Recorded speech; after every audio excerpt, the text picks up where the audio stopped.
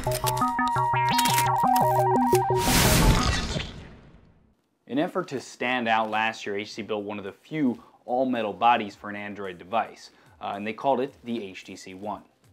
Even though it got a decent amount of praise all across the internet, its sales numbers didn't really impress anyone.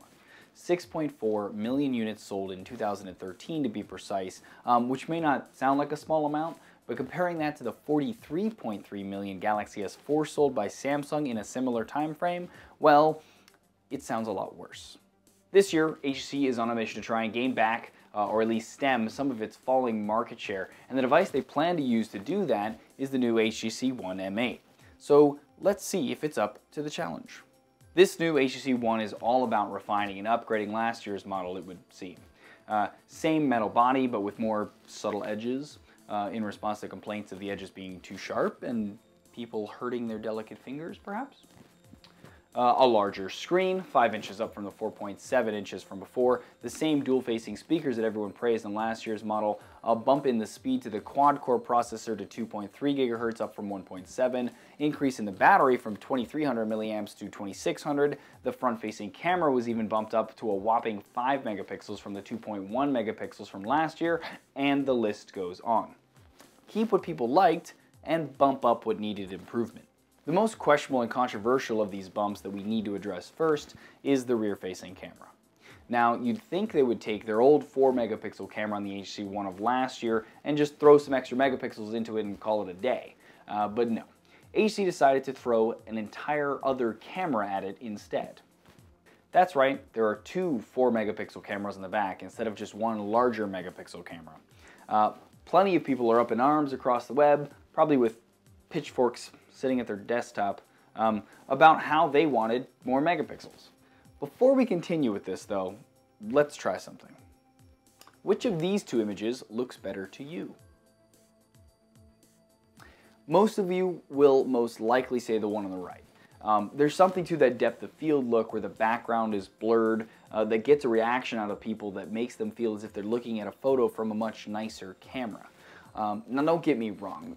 More megapixels allow you to take a picture, zoom in, crop out a picture from within that picture that'll still be a decent size, and will also allow you to, say, blow up an image that you take and use it as a mural or some other large printout, perhaps.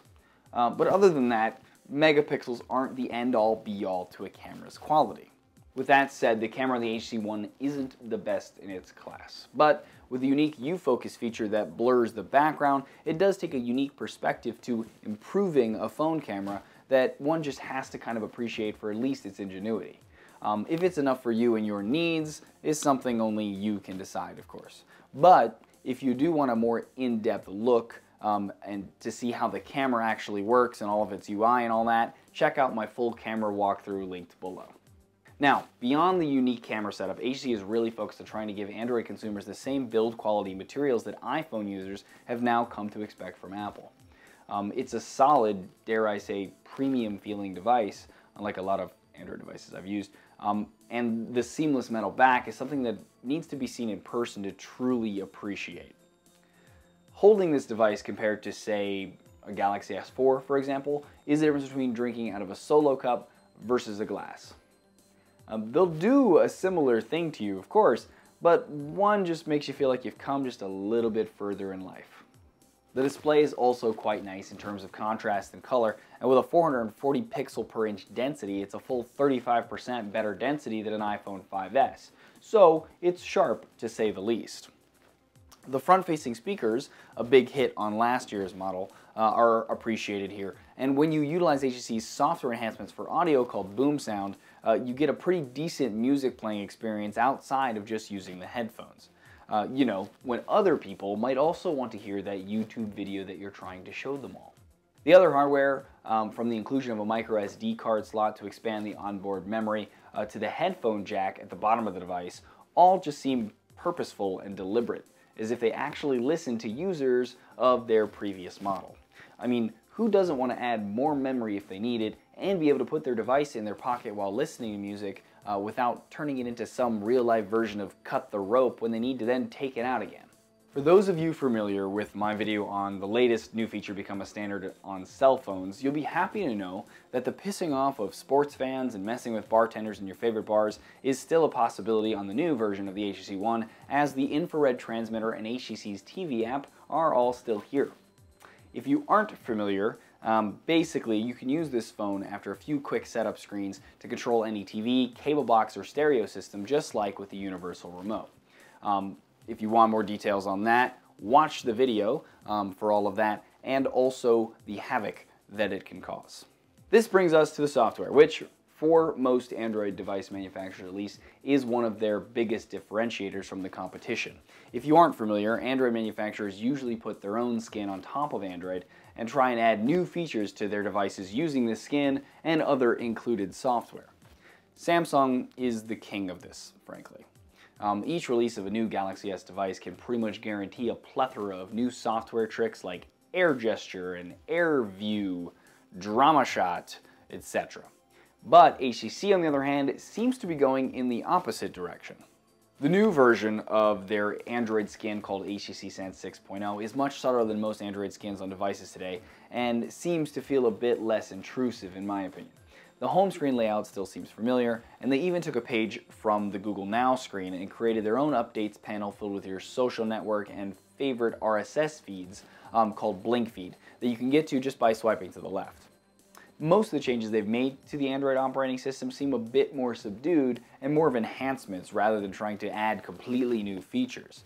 As someone who immediately normally would be reaching for a custom Android launcher to rid myself of the usually horrible looking changes the manufacturers made to the UI, I have to say that I, for once, didn't do that with this phone. Maybe there's something wrong with me. For more on HTC Sense, feel free to check out my overly thorough walkthrough video linked below. All in all, HTC has made a great piece of kit here. From the more premium hardware to the interesting and unique camera changes to the subtly altered software, I have to admit, I'm liking it. But frankly, all of this is for nothing. The truth of the matter is that with the launch of the Samsung Galaxy S5 this week and Samsung's onslaught of national marketing campaigns highlighting gimmicky software and bashing the iPhone that are sure to ensue shortly thereafter, the HTC One M8 will simply not get noticed if HTC doesn't promote the crap out of it. If Apple and Samsung have taught us anything, it's that if you want to make sales, you need to have some serious marketing. And frankly, HTC just doesn't have the same budget as their competitors. With all that said, it's the people who aren't looking up this device because someone like myself gave it high praise, or someone else, that HTC is just going to probably fail to reach. Sadly, a great device that no one knows about simply won't sell as well as one everyone can't help but see everywhere they go. Thanks for watching, guys. There's going to be a bunch more videos on the HTC One in comparison with the Samsung Galaxy S5, which is arriving hopefully in the next day or so. Plus, I'll have an S5 review as well, so stay tuned by subscribing to the YouTube channel, to Facebook, Twitter, Google+, and the like to be kept up to date on all of that.